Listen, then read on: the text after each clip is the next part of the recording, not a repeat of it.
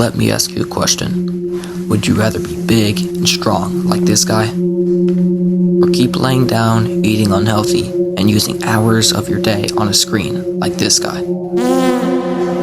Or maybe you want to be right in the middle, like these people. Either way, you don't want to end up big and unhealthy. So let me help you by telling you what and what not to do.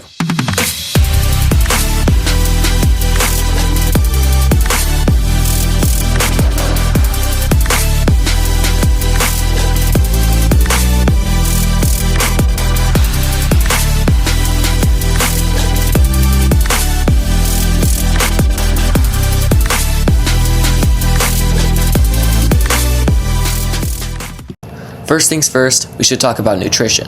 We all remember the 6 essential nutrients, like the macronutrients being the most important. We have protein, carbohydrates, and fat. Then the micronutrients. They're smaller, but just as important as the macronutrients, like vitamins, water, and minerals. Which do you think is more nutritious? This beautiful, gorgeous, delicious ham and cheese sandwich that I made? Or these moldy raisins that I just had rotting in my pocket for 3 months? Probably the sandwich, right? The sandwich has protein, calcium, sodium, fat, and carbohydrates. Now, while the raisins also have carbohydrates, fiber, and minerals like iron, potassium, and calcium, they also have antioxidants. But we can't forget the mold. Then it has dangerous mycotoxins that poison the food. Unlike normal bacteria that die when it's cooked, mycotoxins are heat resistant and could poison it even more when you cook it. But who would cook moldy raisins? It can also have deep contamination because raisins are soft and have high moisture, so the root filaments of the mold hides even when you get rid of all of the visible mold. The mold can even cause allergic reactions or respiratory problems in sensitive individuals. So take some notes. When in doubt, throw it out. If your raisins are soft, discolored, or smell musty, it's safer to throw it out. No amount of nutritional benefit is worth the risk of consuming mycotoxins or any other contaminations that may be there. These don't just count for raisins. This could be anything. Don't worry, you probably won't find anything like this unless you do it on purpose. Now let's talk about a food that doesn't guarantee certain death, like chips. Chips are a popular snack made by frying or baking thin slices of potatoes, or sometimes corn or other vegetables until they're crispy. They're usually seasoned with salt, oils, and flavorings to make them taste good. Nutritionally, chips are high in calories and fat, especially saturated and trans fat if they're fried in unhealthy oils. They also tend to have a lot of sodium, which can raise blood pressure if eaten too often. On the other side, they're quick, tasty, and give a short burst of energy from the carbohydrates, but that energy doesn't last long. Basically, chips aren't terrible as an occasional snack, but eating them a lot can lead to weight gain and heart issues. Enjoy them once in a while, but don't make them your go-to snack. Now candy, the real villain of Halloween. It's basically sugar in a fancy costume, pure sweet chaos. It gives you a sugar rush faster than a kid finding a full-size chocolate bar house. But then comes the crash. Instant regret, questionable life choices, and maybe a cavity or two as souvenirs. Let's test it.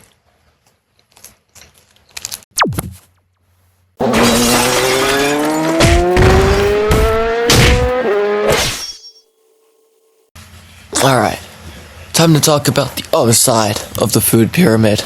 The stuff that actually keeps you alive. Fruits and veggies. Nature's candy, minus the cavities. They're loaded with vitamins, minerals, and fiber. Basically the squad that keeps your body running smoother than a Tesla on autopilot. Protein's next. That's your body's construction crew. Repairing muscles, building enzymes, and keeping your hair from falling out during your presentations. You get it from things like chicken, eggs, beans, tofu, and nuts. Bonus points if you eat it without deep frying it first. I can definitely use some repairing for here. Then there's whole grains. Bread, rice, oats. The kind that doesn't look suspiciously white and processed. They give you steady energy so you don't crash mid-class like a Windows update. And water. My guy, drink your water. Your body is 70% water. You're basically a walking soup. You're basically a walking soup. Stay hydrated or your brain is gonna buffer like you're low on Wi-Fi. Alright, we've talked about what goes in your body. Now let's talk about what your body can do. We're switching over to physical health. You know, the thing your PE teacher's always yelling at you about. Not Jennifer though, you're nice. Exercise isn't just about getting abs or becoming a gym bro. It's literally how you tell your body, hey, I still care about you. Working out keeps your heart rate strong, your mood chill, and your energy levels up. It's like giving your brain a software update. Fewer bugs, more dopamine. You don't need to go full CrossFit mode. Walk, dance, skateboard, chase your dog, anything that gets your heart rate up counts. The key is consistency. 30 minutes a day, and boom, your body's like, bet, I got you. Yeah. And don't sleep on rest. Sleep is not optional. It's when your muscles rebuild. Then your brain clears up the mental mess. And your mood goes from, I hate everyone, to, I can do this. So yeah, staying healthy and fit isn't about being perfect. It's about balance. Move your body, eat real food, drink your water, and sleep like it's your job. You don't need to be an athlete, just don't be a statue. Alright, time to talk about screen time, the ultimate modern addiction. We all use screens, phones, laptops, TVs, tablets, even smart fridges now. Screens are like oxygen at this point. We use them for school, work, entertainment, literally everything. And that's fine. Screens aren't the villain here. They help us learn faster, connect with friends, and get access to an infinite amount of info. Without screens, I wouldn't even be making this video. So yeah, they're kind of essential. But like all good things, too much can backfire. When your screen time starts taking over your life, that's when things get dicey. You've got eye strain, headaches, neck pain from text neck, a permanent hunch from staring down too long. Your eyes get tired, dry, and start begging for a break, like, please, blink once in a while. Then there's the mental side. Too much scrolling can wreck your focus. Your brain gets used to fast content. 10-second videos, instant notifications, dopamine hits every 2 seconds, and suddenly, you can't focus on anything longer than a TikTok. It's like your attention span got nerfed. And social media? Oh, that is a whole nother level. It can be super fun and inspiring, but it also makes people compare themselves constantly. Everyone's posting the highlight reels, not real life. So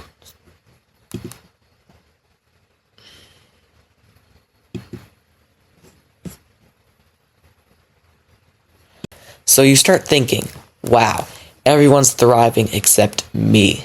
When in reality, they're probably also eating cereal at 2 p.m. and overthinking everything. Sleep also takes a major L here. The blue light from screens tell your brain that it's still daytime. So your melatonin, your sleep hormone, can't kick in. That's why you might feel wide awake at midnight scrolling memes, then wake up the next day feeling like a zombie that got hit by a truck. But here's the twist. Screen time isn't bad when you control it. Watching movies with friends, gaming, learning new skills online, that's all solid. It's about balance. Set boundaries. Try using screen time limits or reminders. Your phone could literally guilt trip you into taking a break. And don't underestimate the power of unplugging. Step outside, stretch, go on a walk, touch some grass, and remember what sunlight looks like. Your brain actually performs better when it gets a reset. Less screen time means more focus, better sleep, and way less stress. Studies show people who take digital breaks are happier and more productive. Plus, your eyeballs will thank you. So yeah, I'm not saying toss your phone into a river. That would be awful. Just give yourself some time off. I messed up again. Just give yourself some time off screen too. Maybe read, exercise, or talk to real people like it's 2020 again. It's all about moderation. Enjoy your screen time, but don't let it steal your time. And let's be real. I've been on a screen for like 4 hours straight making this, so I'm not judging. I'm just saying, like, once this video's done, I'm taking a break. Probably after I'll check my notifications. Alright, since we just talked about screen time, let's hit one of the biggest culprits. Video games. You know, the thing we all say we'll play for 30 minutes, and then suddenly it's 3 in the morning and we've become the final boss. Video games are wild. They are art, competition, community, and chaos all mixed together. They can actually be good for you in the right doses. Gaming helps your hand-eye coordination, improves problem-solving skills, and can even boost teamwork when you're not yelling at your friends for missing an easy shot. Some studies even show that certain games can help your brain process into faster or reduce stress. So yeah, fighting zombies or building blocky houses might actually make you smarter and calmer. Who knew? But same as everything else, there's a flip side. Too much gaming can mess with your sleep, your grades, your body, and your mood. Sitting for hours glued to the screen can cause eye strain, back pain, and that gamer posture that makes you look like a question mark. There's also the mental burnout. Ever notice how after long gaming sessions you feel kinda drained? That's your brain saying, bro, we've been in survival mode for 6 hours straight. It's fun, but your mind needs cool downs too. And if gaming starts replacing real life stuff like hanging out with people, getting sunlight, or doing basic human tasks like eating actual meals, that's when you gotta rebalance. So yeah, gaming's awesome. It's not evil, it's not lazy. It's just another hobby. The key word, again, is moderation. Play hard, but also log off sometimes. Stretch, drink water, and maybe even go outside and realize that sunlight doesn't deal damage. Alright, time to connect all the dots with the wellness wheel. That's right, the 8 slices of health pie. And every topic we talked about fits somewhere. Let's go with emotional health. Chips, candy, and video games might make you happy in the moment, but overdoing them can make your mood crash. Balancing fun snacks and leisure with healthy eating, exercise, and downtime helps your emotions stable. Financial health. Think about candy and chips. Eating out or buying snacks all the time adds up fast. Budgeting your money for healthy foods or activities instead teaches smart habits early on. And that goes along with electronics. They are not cheap. Intellectual health. Learning about nutrition, scrambled eggs. Understanding screen limits, or even playing strategy-based video games keeps your brain sharp. It's all about challenging your mind and learning new skills, even if it's just reading labels or building epic Minecraft bases. Vocational health. Staying healthy now sets you up for the future. Feeling good, having energy, and staying focused helps you perform better in school, sports, jobs, or any career you decide to chase. Social health. Moderating screen time and gaming helps you stay connected with friends and family. Sharing meals, exercising together, or playing games like board games socially all improves relationships. Because, let's be honest, no one likes a zombie glued to a screen 24/7. Physical health. This one's obvious. Eating healthy, exercising, getting enough sleep, and taking breaks from screens helps your body strong and ready for life's challenges. Your body is basically the vehicle that carries you through your adolescence. Treat it right. Environmental health. Being mindful of what you eat and how much screen time you use also affects your surroundings. Recycling, reducing waste, and going outside for sunlight instead of sitting inside all day helps the planet while helping you. You might want to reduce that electricity bill so your parents don't get mad and have to spend more on these factories ruining the environment for you. And finally, spiritual health. It doesn't have to be religious. It's about finding meaning and purpose. Taking time away from screens, connecting with nature, reflecting on your choices, or just appreciating life in fun moments all contribute to a sense of balance and fulfillment. So yeah, everything I talked about, chips, candy, healthy food, exercise, screens, and gaming connects to all 8 parts of the wellness wheel. Being an adolescent is complicated, but taking care of yourself in these areas keeps you balanced, happy, and ready for anything that life throws at you. That's your mission. Snack smart, move more, rest well, and touch some grass every now and then.